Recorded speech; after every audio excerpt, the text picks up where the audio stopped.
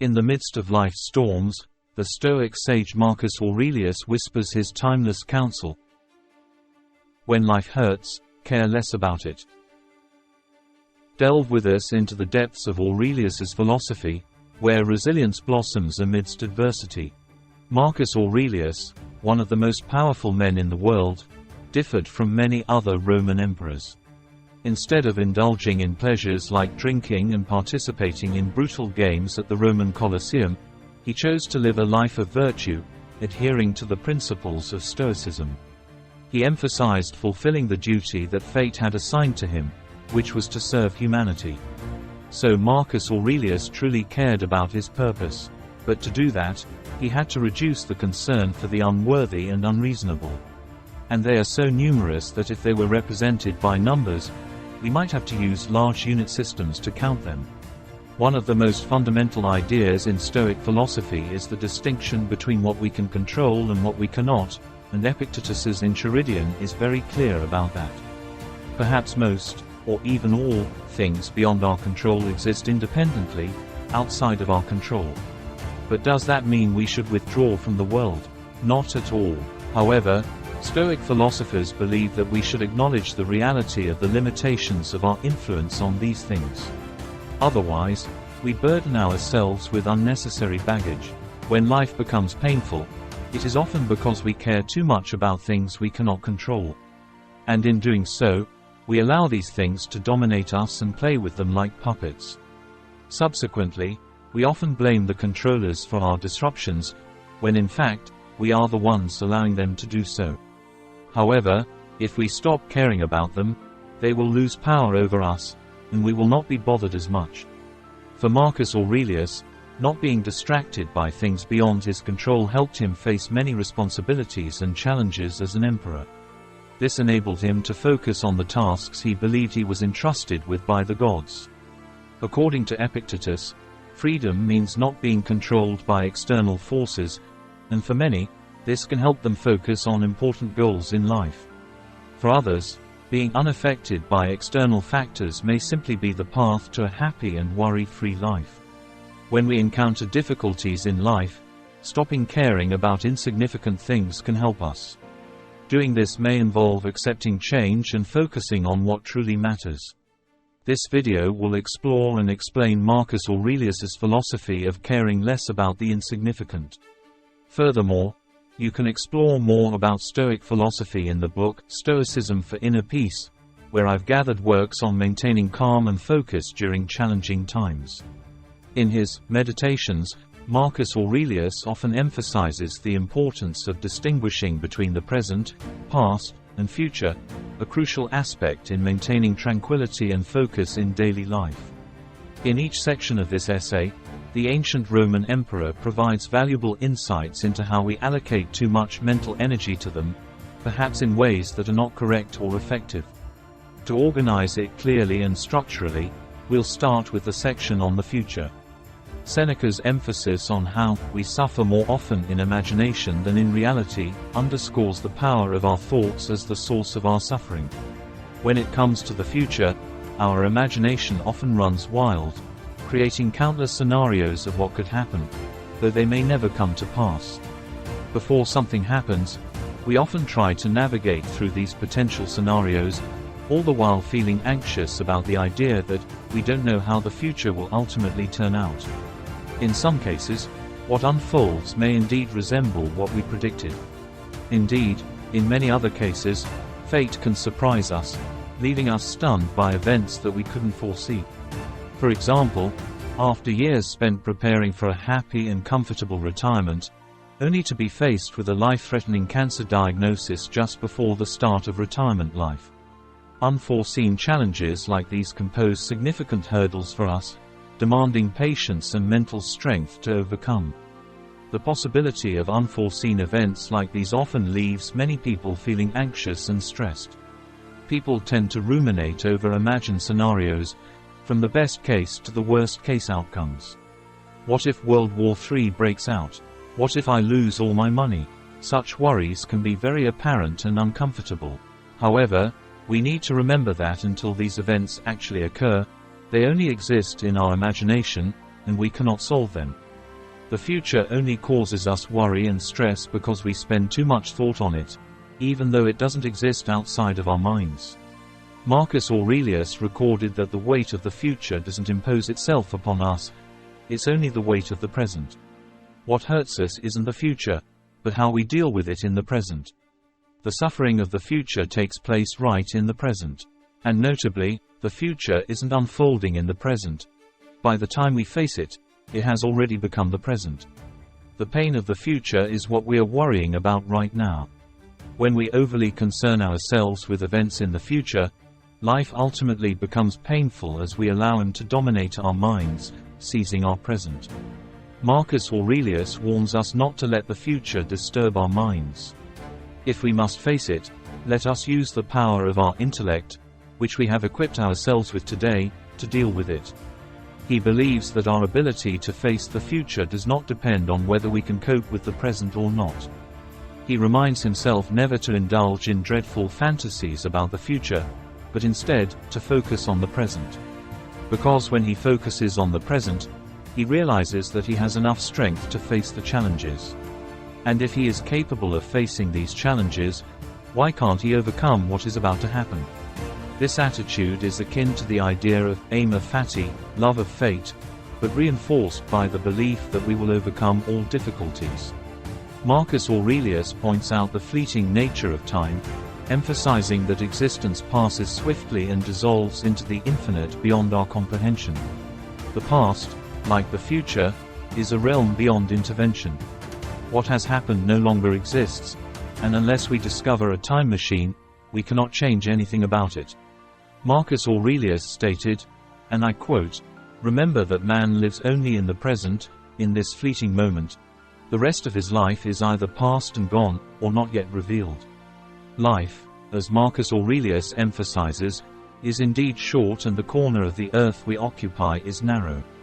Yet, it is regrettable that despite knowing this, we still obsess over things beyond our control, the future and the past.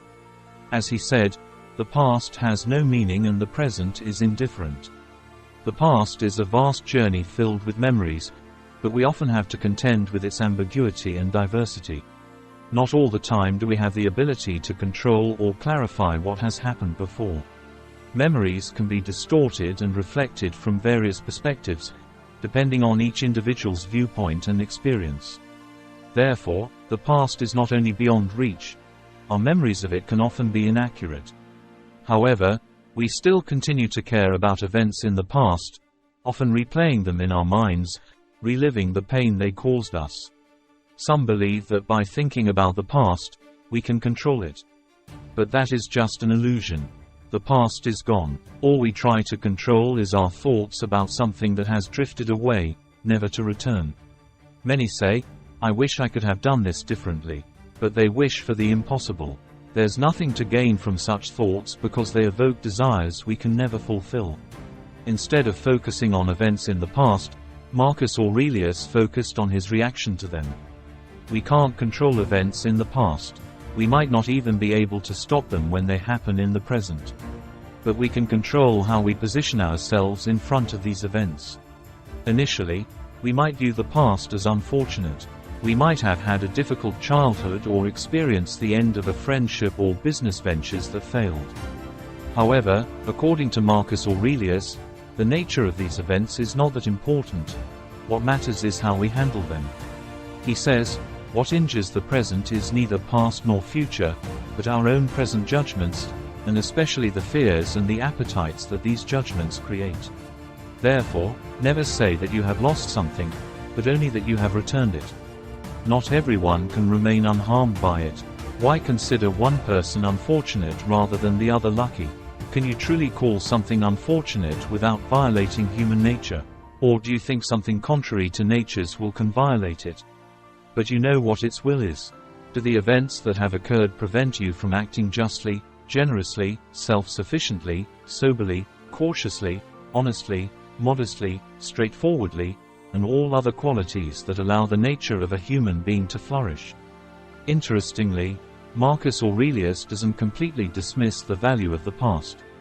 He believed that we can learn from the past by observing its rhythm, how everything comes and goes, repeats itself, so that we can extrapolate about the future. Marcus Aurelius frequently emphasized that the present moment is all we have. It's the narrow field we can access. From the present, we can gaze deeply into the infinite abyss of the past and the impenetrable darkness of the future. Marcus Aurelius encouraged himself to focus on what is happening in the present, these moments. However, even when we let go of the past and reduce worries about the future, we can still dedicate too much mental energy to things that don't matter, the issues happening as we live. Often, we are dissatisfied with how life is unfolding at this very moment. And when the world doesn't conform to our expectations, our emotions often become disturbed, angry, sad, or disappointed.